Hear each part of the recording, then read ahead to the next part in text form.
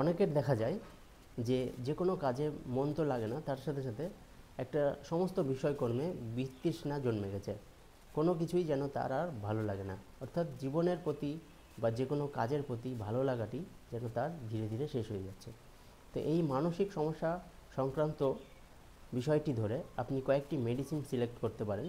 এই মেডিসিনগুলি সেই মানসিক সমস্যাটা তো কভার করবেই, তার পাশাপাশি এই সমস্যা নিয়ে যে রোগটি তার শরীরে উপস্থিত হয়েছে সেই রোগটিও কিন্তু ভালো করবে। তো আজকের এই ভিডিওটি খুব ভালো লাগবে আপনার। ভিডিওটি স্কিপ না করে সম্পূর্ণ দেখুন। আপনি আমার চ্যানেলে নতুন হলে অবশ্যই চ্যানেলটি সাবস্ক্রাইব করে নেবেন। আমি ডাক্তার অমিত কুমার হালদার, আমার এই হোমি হেলথ চ্যানেলে আপনাকে স্বাগত। আর যদি আপনার কোনো জিজ্ঞাসা থাকে আমাকে হোয়াটসঅ্যাপ করতে পারেন। তো আসুন তাহলে ভিডিওটি শুরু করি। তো এই যে বিষয়কর্মে যে বিতৃষ্ণা, এই বিতৃষ্ণা কিন্তু আমাদের একটা মানসিক অবস্থা। এই মানসিক অবস্থাটি উপস্থিত হলে রোগীর কিন্তু একটা ধীরে ধীরে ডিপ্রেশনের দিকে চলে যায়, অর্থাৎ তার জীবনের সমস্ত কিছু ভালো লাগা ধীরে ধীরে শেষ হতে শুরু করে। তাহলে এই শেষ হওয়ার পিছনে কোনো কিছু হয়তো কারণ লুকিয়ে থাকে। তো সেই কারণটি রোগী যখন বলবে এবং সেই কারণ ধরে এবং তার এই মানসিক অবস্থা ধরে আপনি কয়েকটি মেডিসিন ব্যবহার করতে পারেন। এই মেডিসিনগুলি তার এই মানসিক অবস্থাটাকে তো অবশ্যই ভালো করবে, তার পাশাপাশি তার শরীরে যে সমস্যাগুলো হচ্ছে, তার রিউমেটিজম হতে পারে বা অ্যালার্জি হতে পারে বা স্কিন ডিজিজ হতে পারে বা মেন্টাল আরও সিমটম হতে পারে বা আরও কোনো ক্রনিক সমস্যা হতে পারে, সেই সমস্যাগুলোও কিন্তু ঠিক হতে শুরু করবে। তাই এই মেন্টাল সিমটমের উপর নির্ভর করে আপনি এই মেডিসিনগুলি সিলেক্ট করতে পারেন। তো জীবনের প্রতি বা বিষয়কর্মের প্রতি তার যে বিতৃষ্ণা সেটি কিন্তু সম্পূর্ণভাবে ঠিক হবে, এবং এটি যদি না ঠিক হয় সেক্ষেত্রে কিন্তু রোগী আরও ডিপ্রেশনের দিকে যাবে এবং তার শরীরে যে রোগটি আছে সেটিও কিন্তু আরও জটিল হতে শুরু করবে। তো এই অবস্থার প্রথম যে মেডিসিনটির কথা বলবো সেটি হলো পালসাটিলা। পালসাটিলার পেশেন্টরা একটু খোলা হাওয়া বাতাস পছন্দ করে, তারা বদ্ধ ঘর একদমই পছন্দ করেন না, এবং পালসাটিলার পেশেন্টরা কিন্তু অত্যন্ত ধার্মিক হয়ে থাকেন। প্রচণ্ড তারা ধার্মিক, কোনো ধর্মীয় গান বা অনুষ্ঠান বা কথা সেগুলো শুনতে গেলেই তাদের চোখ দিয়ে জল আসে এবং তারা অত্যন্ত মনের দিক থেকে নরম হয়ে থাকেন। এবং পালসাটিলার পেশেন্টরা খুব সহজেই কাঁদে, কোনো কিছু বলতে গেলেই তাদের কাঁদে, অর্থাৎ তাদের সাংসারিক জীবনের যে দুঃখ, তাদের দুঃখগুলো মনের মধ্যে একবারে ঘিরে ধরেছে। সমস্ত কিছুতেই যেন তিনি দুঃখ খুঁজে পাচ্ছেন, কষ্ট খুঁজে পাচ্ছেন, এবং এই ব্যথা তিনি কাউকে মন খুলে বলতে পারছেন না। মনের মধ্যে তার সবসময় যেন একটা কান্না ভাব, তাই কাউকে কোনো কিছু বলতে গেলে সেই দুঃখর কথা সে কেঁদে ফেলে। তো এইরকম মানসিক অবস্থা ধরে তার যদি এই জীবনের প্রতি বিতৃষ্ণা শুরু হয় এবং কোনো কাজেই তার যদি ভালো না লাগে, সেক্ষেত্রে আপনি এই পালসাটিলা মেডিসিনটি ব্যবহার করতে পারেন। এক্ষেত্রে ব্যবহার করবেন 200 পাওয়ারে, সপ্তাহে 4টি করে ডোজ, সকালবেলা খালি পেটে 2 ফোঁটা মেডিসিন, 1 চামচ জলসহ, তাহলে সমস্যাটি অবশ্যই ঠিক। পরের যে মেডিসিনটির কথা বলবো সেটি হলো সালফার। তো সালফার মেডিসিনটির কথা আসলেই স্কিন সমস্যার কথা আসে।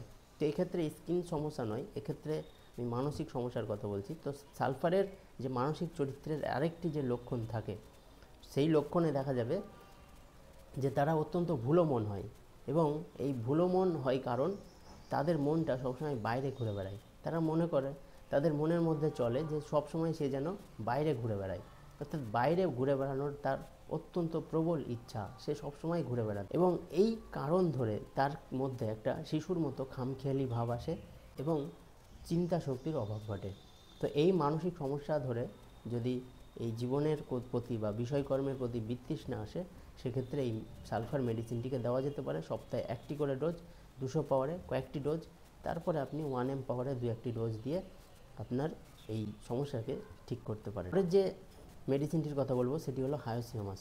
হায়োসিয়ামাসের পেশেন্টরা অত্যন্ত কামুক প্রকৃতির হন, হিংসুটে, ঝগড়ুটে, অর্থাৎ তাদের যে চরিত্র সেটি উন্নত না হয়ে একটু অবনত হয়। তো এই রকম চারিত্রিক বৈশিষ্ট্য মানুষের যদি জীবনের প্রতি বিষণ্ণতা আসে বা বিষয়ের কর্মের প্রতি যদি বিষণ্ণতা আসে, সেক্ষেত্রে কিন্তু তাদের এই হায়োসিয়ামাস মেডিসিনটি দেওয়া যেতে পারে। তো হায়োসিয়ামাসের পেশেন্টদের মধ্যে দেখা যাবে যে এই চারিত্রিক বৈশিষ্ট্যের পাশাপাশি তাদের একটা অলস ভাব থাকে, তারা কোনো কাজ করতে চায় না, অর্থাৎ কুড়েমি ভাব তাদের মধ্যে কিন্তু লক্ষ্য করা যায়। তো এই হায়োসিয়ামাস আপনি 1 m পাওয়ারে সপ্তাহে 1টি করে ডোজ, 3-4টি ডোজ আপনি যদি নেন, সেক্ষেত্রে আপনার এই সমস্যা অবশ্যই ঠিক হবে। পরের যে মেডিসিনটির কথা বলবো সেটি হলো কোনিয়াম ম্যাকুলেটাম। এই কোনিয়াম ম্যাক মেডিসিনটিকে আপনি 200 পাওয়ারে সপ্তাহে 3-4টি করে ডোজ, কয়েকটি ডোজ আপনি নিতে পারেন, কয়েক সপ্তাহ আপনি নিতে পারেন। তো এই কোনিয়াম ম্যাকুলেটামে দেখা যাবে যে এই কোনিয়ামের পেশেন্টরা একটা মানসিক অবসাদগ্রস্ত, তারা সমাজের প্রতি, পরিবারের প্রতি একটা বিরূপ মনোভাবাপন্ন। কারণ সমাজ থেকে এবং পরিবার থেকে তারা মনে করে যে আঘাত পেয়েছে প্রচুর।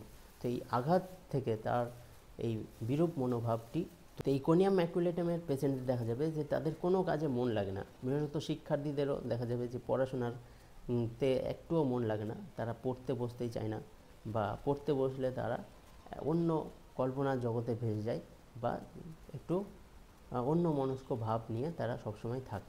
কোনিয়াম ম্যাকুলেটামের পেশেন্টদের আরেকটি যেটি ইউনিক সিনড্রোম সেটি হলো তারা মানসিক পরিশ্রম করতে পারে না। কারণ মানসিক পরিশ্রম করলেই তাদের শরীরের যে সমস্যা সেটি কিন্তু বেড়ে যায়। অর্থাৎ যে রোগের সে ভুগছে, সে টিউমার হতে পারে বা সিস্ট হতে পারে, যা বা দেখা যাচ্ছে যে কোনো স্কিন ডিজিজ হতে পারে, বা আপনার অ্যালার্জি সংক্রান্ত সমস্যা হতে পারে, যে কোনো সমস্যাই হোক মানসিক পরিশ্রমে তার কিন্তু সমস্যাটি বেড়ে যায়। এবং এই কোনিয়াম ম্যাকুলেটামের পেশেন্টরা একা থাকতে ইচ্ছা প্রকাশ করে না, তারা একা থাকতে ভয় পায়, লোকের মধ্যে থাকতে তারা ভালোবাসে। তো এই ধরনের কয়েকটি মেডিসিন এই মানসিক সমস্যার ক্ষেত্রে, যে মানসিক সমস্যাটি জীবনের প্রতি বিতৃষ্ণা বা বিষয়কর্মের প্রতি বিতৃষ্ণা থেকে যদি আসে, সেক্ষেত্রে এই মেডিসিনগুলি আপনি ব্যবহার করতে পারেন। এক্ষেত্রে সবকটি মেডিসিন নেওয়ার দরকার নেই। যে মেডিসিনটি আপনার সিমটমের সাথে ম্যাচ হবে, মেন্টাল সিমটমের সাথে ম্যাচ হবে, সেটি আপনি গ্রহণ করবেন, দেখবেন অবশ্যই কাজ হবে। তো আজকের এই ইনফরমেশনটি আপনার কেমন লাগলো অবশ্যই কমেন্ট করে জানাবেন। ভালো লাগলে একটা লাইক শেয়ার করবেন, এবং আপনি আমার চ্যানেলে নতুন হলে অবশ্যই আমার এই চ্যানেলটি সাবস্ক্রাইব করে নেবেন, কারণ এই ধরনের ইনফরমেটিভ ভিডিও আমি দিয়ে থাকি যা আপনার অবশ্যই কাজে লাগবে। ভালো থাকবেন, সুস্থ থাকবেন, ধন্যবাদ।